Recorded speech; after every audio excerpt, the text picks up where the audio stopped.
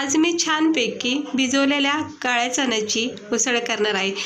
उसळीमध्ये ना मटकीची उसळ आणि ही काळ्या चण्याची उसळ माझी खूप फेवरेट आहे, कारण की ह्या चण्याची उसळ ना आपल्या शरीरासाठी खूप हेल्दी आहे। याच्यामध्ये भरपूर प्रमाणात कॅल्शियम असतं, म्हणून नेहमीच काळ्या चण्याची उसळ किंवा कोणत्याही चण्याची उसळ आपल्या शरीरासाठी खूप चांगली आहे।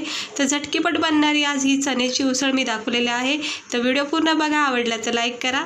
तर इकडे मी लोखंडी कढाईचा वापर करते। ही रोजची कढाई माझी वापरायची, म्हणजे भाजी वगैरे डेली बनवते मी। लोखंडी कढाईसुद्धा खूप आपल्या म्हणजे याच्यामध्ये बनलेले जे पदार्थ असतात ना, ते आपल्या शरीरासाठी खूप चांगले असतात।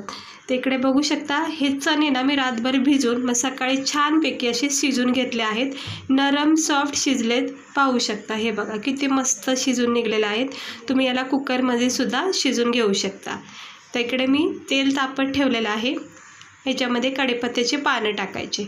आता तेल अजून गरम झालं नाही नीट, थोडंसं तेल गरम झालं की कढीपत्त्याचे पानं तडतडून झाले की मग आपण याच्यामध्ये पुढची प्रोसेस करायची। कडधान्य म्हणलं की मटकी आहे, मूग आहे, वाल आहे, पण त्यामध्ये ना सगळ्यात महत्त्वाचा भाग म्हणजे ना चणे आणि मटकी हे खूप महत्त्वाचे भाग आहेत, कारण की खायला इतके टेस्टी आणि शरीरासाठी इतके हेल्दी असतात ना, म्हणून शक्यतो ना मटकी आणि चणे हे नेहमी खातले पाहिजेत। हे बघू शकता, आता थोडंसं तेल गरम झालेलं आहे। याच्यामध्ये मी एक मोठा कांदा बारीक चिरून ठेवलेला आहे, तो याच्यामध्ये टाकलेला आहे। आता याला चांगलं परतून घ्यायचं। थोडंसं परतून झालं की मग आपण याच्यामध्ये टमाटर वगैरे टाकून घ्यायचं। खूप सोपी उसळ आहे, झटकीपट तुम्ही कधीही करू शकता। फक्त चणे भिजवलेले आणि शिजून घ्यायचे, इतकाच कुटाणा आहे बस, ते पण 1-2 मिनटात होऊन जातं। आता याच्यामध्ये मी बारीक चिरलेलं टमाटर टाकून घेते। मला ना कधी भाजीला काही सुचलं नाही ना आणि घरात जर चणे असतील ना, तर रात्रीचे भिजायला टाकते आणि दुसऱ्या दिवशी छानपैकी अशी उसळ करून घेते। म्हणजे कंटाळा येतो कधी कधी असं ग्रेव्ही मसाला वगैरे वाटून करायचा, तर अशा वेळी ही सोप्या पद्धतीची चण्याची उसळ, मटकीची उसळ खूप फायदेशीर ठरते। आता कांदा टमाटर याच्यामध्ये छानपैकी परतून घेतलेला आहे। चण्याची उसळ ना वेगवेगळ्या प्रकारची बनवली जाते, म्हणजे मसाला वाटून, शेंगदाणे, लसूण, खोबरं वगैरे लावून सुद्धा रश्श्याची उसळ होती। ती सुद्धा मी चॅनलवर माझी अपलोड केलेली आहे। जर तुम्हाला रश्श्याची उसळ आवडत असेल चण्याची, तर तुम्ही जाऊन चॅनलवर बघू शकता। याच्यामध्ये 2 चमचे मी लाल तिखट टाकलं आहे, एक अर्धा चमचा इथं मी हळद टाकले। हळद काही जास्त टाकायची नाही। तर मी आज ही भाजी जी आहे ना ती सुक्की बनवते।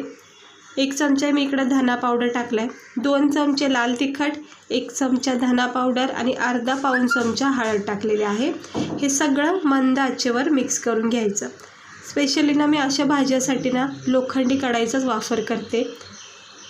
आणि आता हे सगळे शिजवलेले जे चणे आहेत ना, ते याच्यामध्ये टाकून घ्यायचं आणि मंद आचेवर याला जरा मिक्स करून घ्यायचं, म्हणजे सगळा जो मसाला आहे याच्यामध्ये व्यवस्थित एकजीव होऊन जाईल आणि मग चण्याला छानपैकी चव येईल।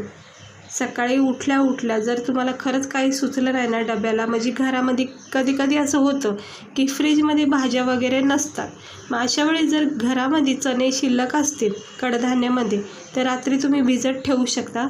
सकाळी मस्त उसळ होईल टिफिनसाठी। चवीनुसार मीठ टाकून घ्यायचं, थोडी कोथिंबीर वरून टाकायची।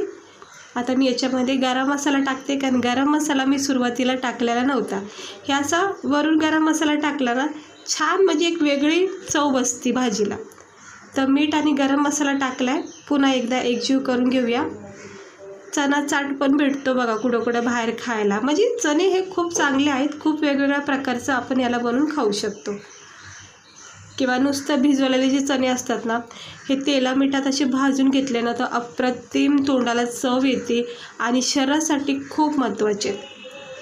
हे बघा, आता मी थोडंसं शिजवलेल्या चण्याचं जे पाणी होतं ते याच्यामध्ये टाकले। हे बघू शकता, अगदी थोडासा किंचित ओलापणा द्यायचा, अगदी सुक्का नको आहे। आणि वरून कोथिंबीर टाकायची आणि मिक्स करून मग झाकण ठेवायचं आणि 1-2 मिनटं मंद आचेवर सगळ्या मसाल्याचा फ्लेवर उतरण्यासाठी आपण याला वाफेवर ठेवूया।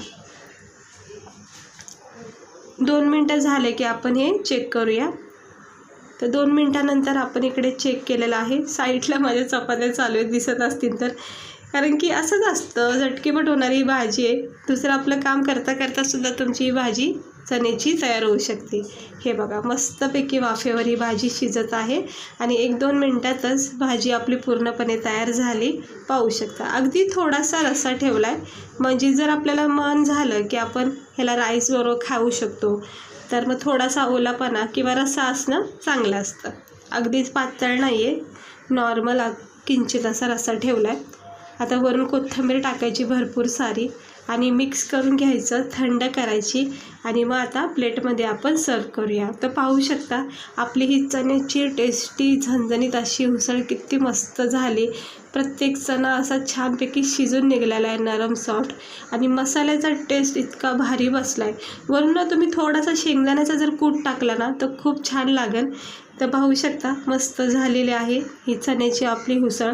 कमी वेळामध्ये कमी साहित्यामध्ये कुठलाही वाटण न करता, जास्त कुटाणा न करता खूप टेस्टी अशी ही भाजी तयार होती. झटकीपट कोणी आलं तरीसुद्धा तुम्ही हे लगेच बनवू शकता. फक्त एवढंच की चणे हे भिजलेले असलेले गरजेचे. बघू शकता मस्त वाटते आपली भाजी. याला तुम्ही पुरीसोबत खाऊ शकता, भाकरीसोबत खूप भारी लागते, ज्वारी बाजरीच्या भाकरीसोबत, राईससोबत, आणि डाळ भात वगैरे जर केला असेल तर अशा वेळेससुद्धा तोंडी लावायला तुम्ही ही भाजी करू शकता. तर चला भेटते मी तुम्हाला पुढच्या व्हिडिओमध्ये. आवडले असेल तर